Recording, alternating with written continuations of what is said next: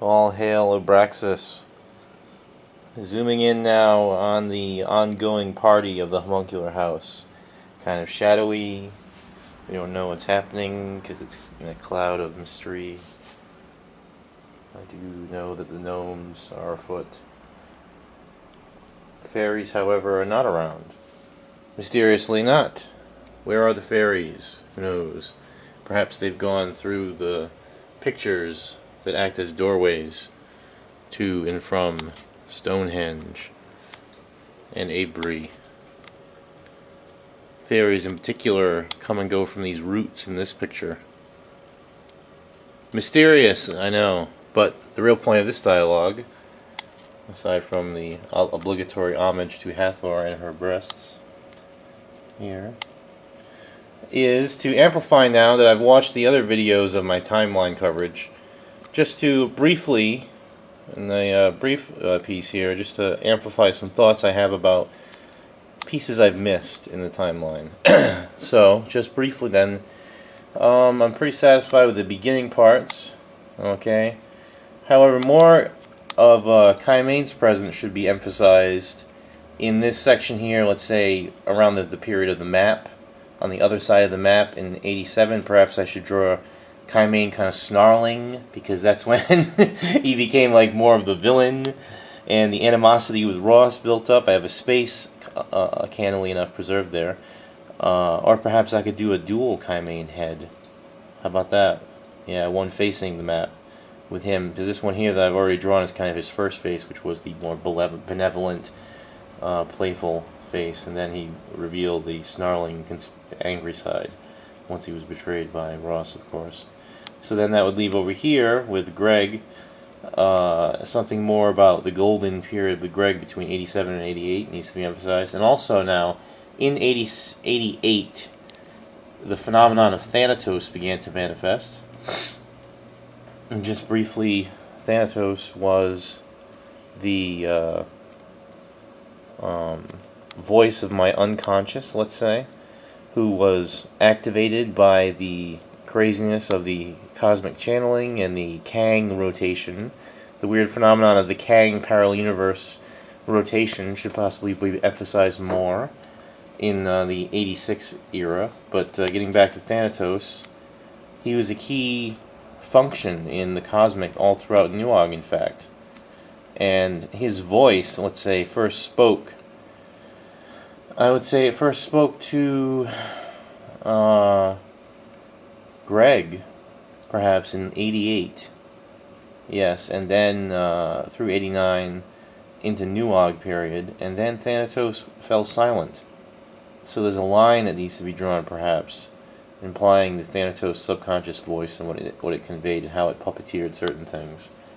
And, just quickly now, I would say in this era here of the 1991-92, I have to put more detail about what was going on personally, my journeys, more about, let's say, Mike Silva and Warren and the California scene with the World Realities A-Team block.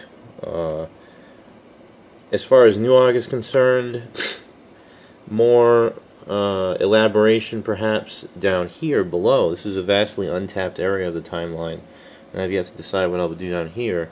Some kind of emphasis perhaps on external forces that are appearing, perhaps.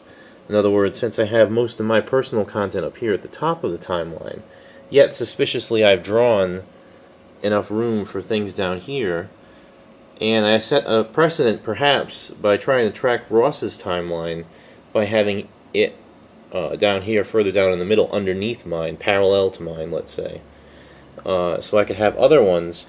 Perhaps one that occurs to me immediately is Peter the Great timeline that, let's say, in 84 could begin here and emphasize just the general knowledge of him and my learning about him at that time and the biography of his accomplishments.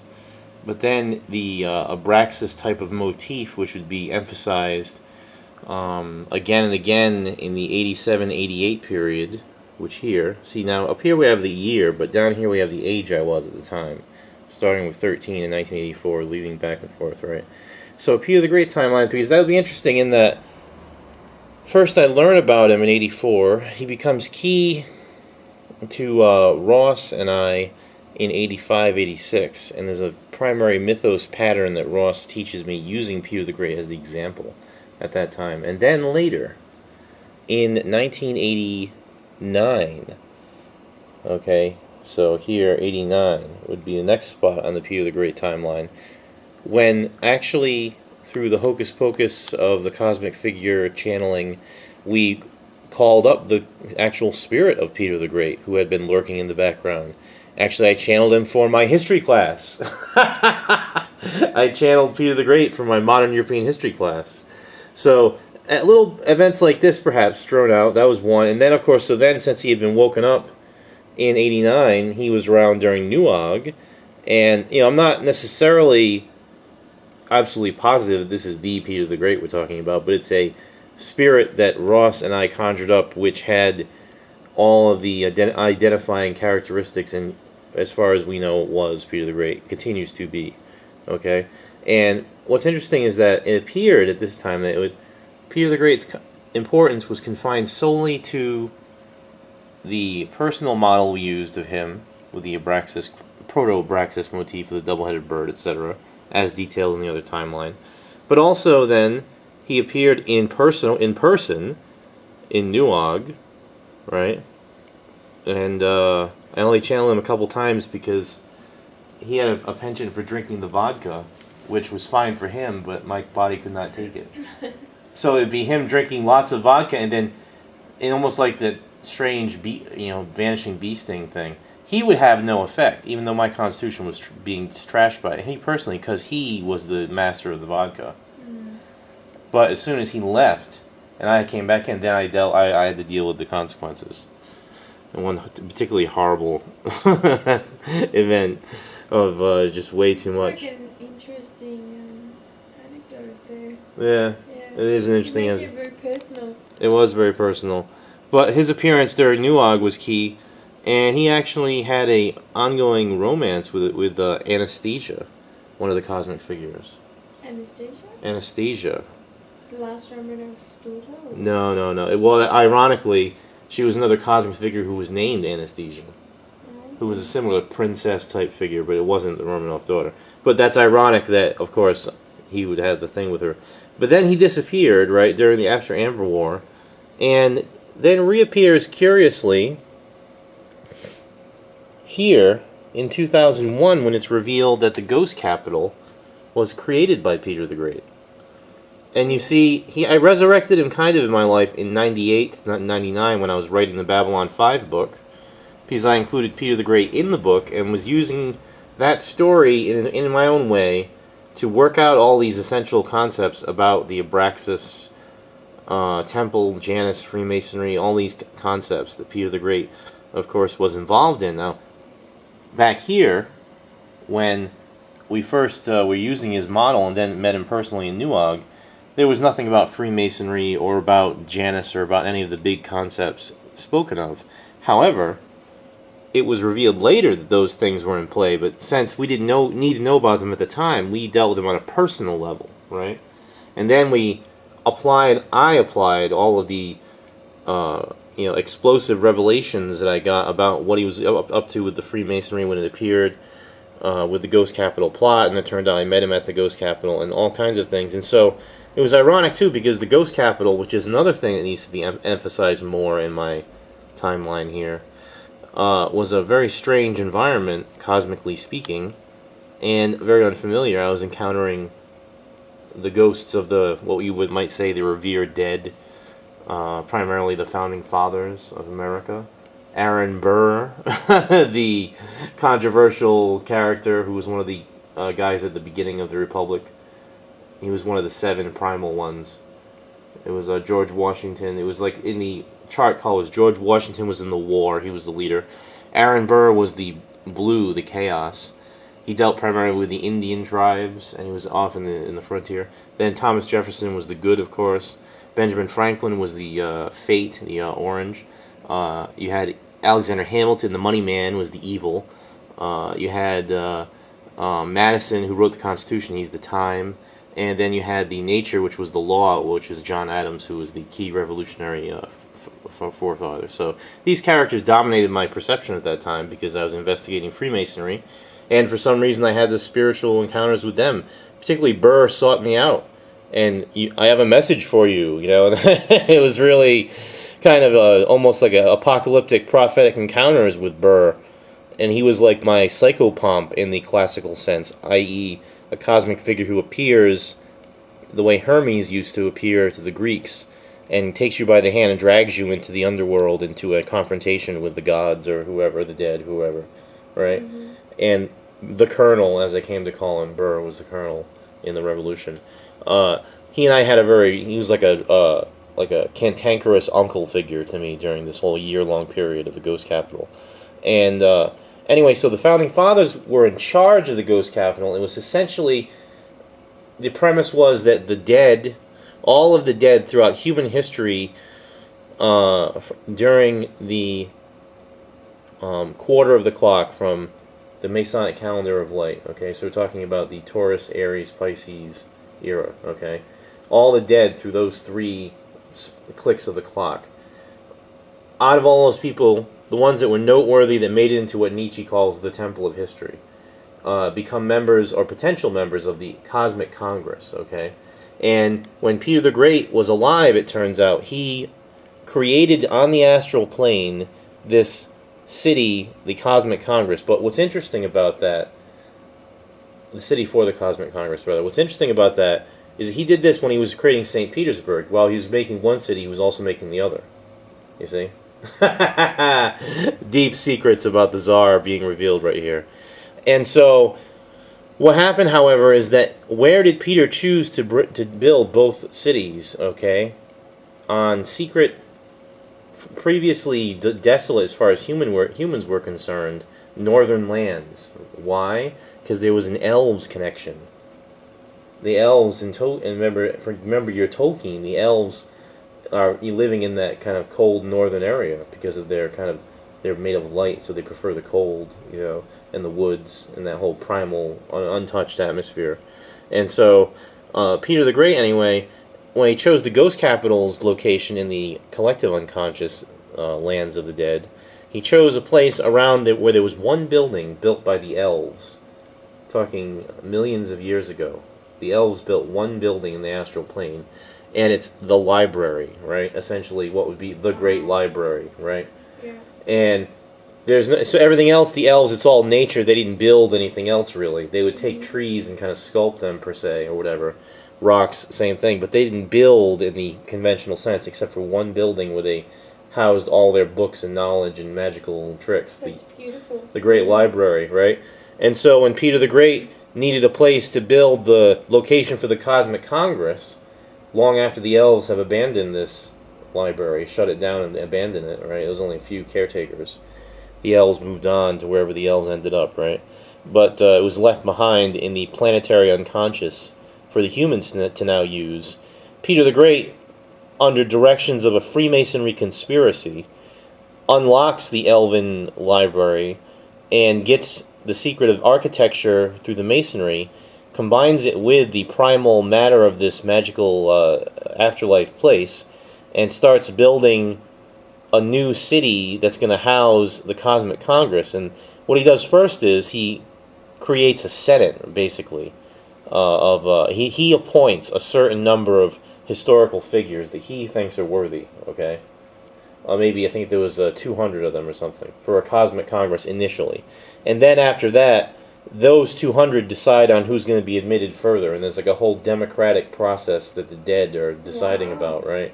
And this takes place over several hundred years, and what happens is that once this initial level is established, okay, it takes about 50 years. It starts in 1700 with his Janus, a new year, right? Mm-hmm. That's when he first starts the excavation.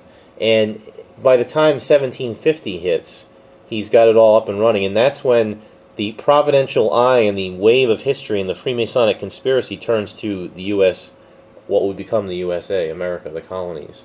And the Freemasonry conspiracy picks up with the characters who I just named, the 7 figures, okay? Mm-hmm. Burr is key in the beginning in getting the military response, the kind of war, the kind of terrorism war against the British that is successful initially, right? Burr, the colonel, is good at organizing that because he's the chaos man, right? He's a rich, aristocratic bad boy from Europe who's very elite and snobbish, but also, is a qualified shaman and does secret, getaway rituals with shamans of the Indian tribes, and he's a very complex character. And when I went to D.C. in 2001, anyway, when I was having these initial visions, there was one place by the actual Congress building. Now, what happened is that Peter the Great, in collaboration with the Founding Fathers, creates astral duplicates of all the monuments in D.C. in the Ghost Capital, but arranged according to his plan, his scheme. He already has preliminary buildings copied from St. Petersburg. Some, like the Hermitage Museum, for example, becomes added on to the Elven Library, right, eventually, right? And all these other concepts of, what the Ghost Capital becomes a synthesis of all the great monuments. And eventually he'll start building ancient monuments peripherally as well. Eventually the Great Pyramid and all the Mayan pyramids are there surrounding it, etc., right? And so it's the architectural scheme is designed to create a full game board, let's say, and the dead create a full spectrum of player options, right? And these guys, all these Ghost Capital characters, their mission is to prepare for the space gods' handoff, and they decide which program it's going to be voted on, right? Voted on democratically, per se. And there's a whole complex presidency that's also in play in the Ghost Capital. Different characters are in the presidency, and it parallels, in a strange way, the U.S. presidency. And when Bush became elected in the real world, Adam Weishaupt, who was the Illuminati creator in the mythology, popularized by David Icke and others, became elected president in the Ghost Capital. And I had interactions with him, as a matter of fact. And who else is in the Ghost Capital? The Knights Templar. Why? Because they form a justice system. The Tsar recruited them to be kind of the justice courts for the Ghost Capital, whereas the revered dead form the Congress, and one of them who's elected to the presidency forms the executive branch.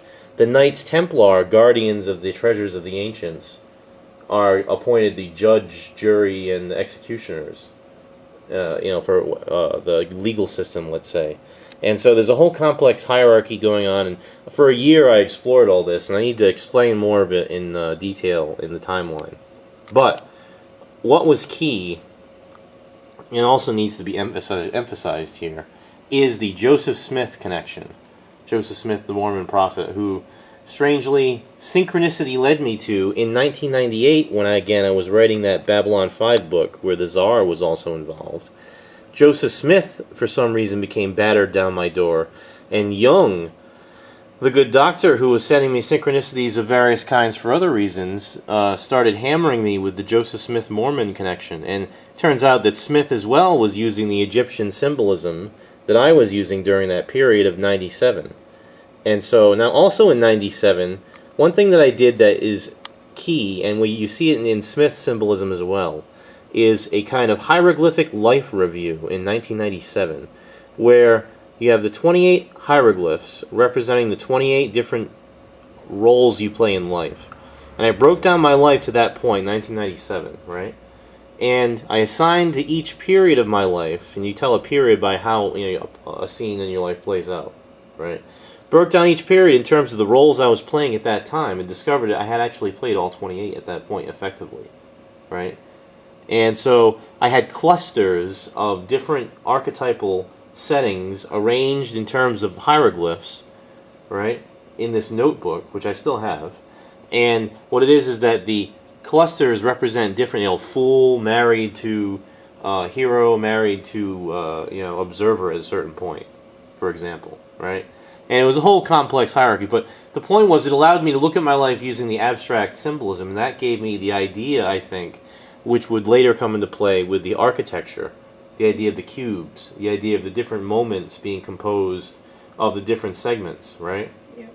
And so different settings in your life would be cubicle arrangements, and the cubicle architecture, the arch, royal arch, of course, all that concept, would be expressing, quote-unquote, the symbolic figures in play at that time for that stage, right? Blah, blah, blah, etc., etc. So these kind of concepts need to be more emphasized in the timeline. One thing I want to get back to right here quickly, talking about how other characters intersect, is just zeroing on the Ross timeline, which I draw here, okay? Because for him, you know, who knows, you know, who the real story is of where he came from, what he was really up to. I can only guess, okay? So my guesses are expressed here. This, the point here, 88, after dealing with him for 4 years, is when I could begin to formulate some kind of, you know, equal footing with him. And that's when we turned against him. Once, as soon as we were equal to him, we turned against him. And anyway, so this timeline here of him, you can see the interesting way I graphically represent all the weirdness he was doing from leaving his body on October 18th, that's 10/18 right there, of 88, going into the other body, becoming the vampire, right? Getting trapped there, making the deal with the Elder Gods coming here, right? This period here representing his deal with the Elder Gods, then finally through the Prince plot level his freedom. And then this jagged line here, which we see going all the way back up to this point, this represents his spiritual limbo following his release from the Elder God Hell via the Prince plot. He was kind of wandering in limbo, and wandering in hopeless night, as Morrison would say. And then we resurrected him. He was kind of almost falling into the abyss, you might say. Very difficult, but see, his willpower, he always told us that as long as he could be pissed off, he would never die or vanish, no matter where he was. In other words, his will, his anger, his ego would allow him to survive even the deepest abyss, and that proved to be true.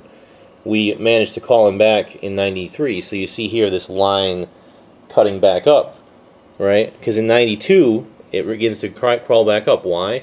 Because that's when Greg began to dedicate himself to trying to resurrect Ross, I think, and the whole scheming how to do it, finally figured it out by 93, and that's when it happened, right? But now what's interesting here is that this line representing Ross's chaotic spiritual wanderings intersects the past life door that we opened up, where I actually traded off realities with him and gave him control of this reality, which is why I had the line intersect that door. And this is the line going from 94 back down to here when I took over his vampire body. So that whole thing goes on, and then he disappears via the UFO into the fifth dimension, so I thought, okay? But actually, he's trapped by Carl Jung over here in the Ghost Capital. Interestingly, Jung told me later that he was able to trap Ross with the help of Peter the Great, because Ross had used Peter the Great's symbolism and was totally invested in the Tsar. The Tsar had control over Ross when no one else did. And so with the help of the Tsar, Jung trapped and undermined Ross consistently throughout the entire cosmic history, and was orchestrating a whole series of events leading up to, what I consider to be the completion of his work. So he was puppeteering me, no matter what you believe about the reincarnation plot, which I began to suspect in 97 via titanic and undeniable synchronicity activity. Whatever, I don't know what to believe ultimately, but you can't deny the completion of the work factor, particularly with this hyperspace geometry, etc., which completes Jung's theories about the self as architecture. And I want to express more in the timeline anyway, just wrapping up here, more about this, let's say, period of the 2000, my life in California perhaps at that time, something about my exploring the Kundalini, which I was doing at that time, and more about the apocalyptic fervor that was building up in the year 2000. I just have the May 5th alignment at this point, and for the Millennium and Mary Magdalene. I need to express more. I just didn't know what I wanted to do initially, so I did nothing. Also, then finally, in 2002 and 3, obviously some kind of reference and description of the Queen Rania connection, etc., needs to be made. Everything needs to be put in motion to complete my pattern of all this with a more balanced view of that. And then the Mr. Smith, getting back to the Joseph Smith, I interrupted myself and got off on a tangent. Joseph Smith, the Mormon prophet, appeared during 98 when I was working on the Babylon 5 book, and his use of the Egyptian mythology and symbolism paralleled my own, and his experience uncannily paralleled my own, And he and I had a lot in common, and we were kind of kindred spirits, and he was like a kind of advisor who had done it all before, and gave me lessons on what not to do and how not to go wrong, which, of course, he had done in his own opinion and mine as well. And so his plot, though, revealed to be tied up again with the Ghost Capital, and he was again tied up with Cleopatra now, who, it turns out, was behind a lot of his early contacts. And Cleopatra was puppeteering Smith early on, and then when Smith was killed, all that was discarded in favor of a new version of Mormonism directed by Brigham Young.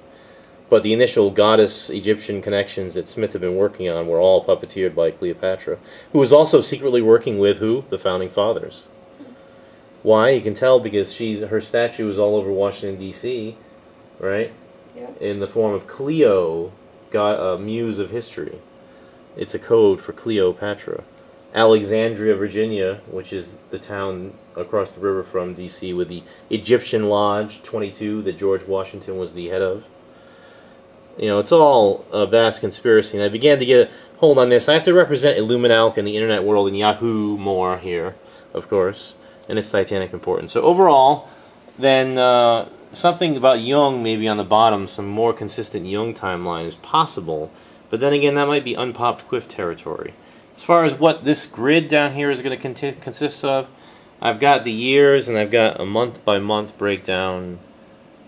So I've got all these boxes. Who knows what I'm going to do with them. And the Blue Dragon transformation, which occurs in 2003, is the culmination period of all of it. And then the Spiral Odyssey. So we see the Blue Dragon, Queen Rania, wedding to Barbara level as the advancing out of all of this whole mural, stepping out, the door out into the greater world of the goddess. But so the Blue Dragon and all that is the transition phase to the Spiral Odyssey material, which is what is going to be covered next. So all this has been summed up, and I'll have new artistic renderings in the timeline, and I'll do a new recording at that moment. In the meantime, that's all that I have to say, except that I love my life and I love my wife.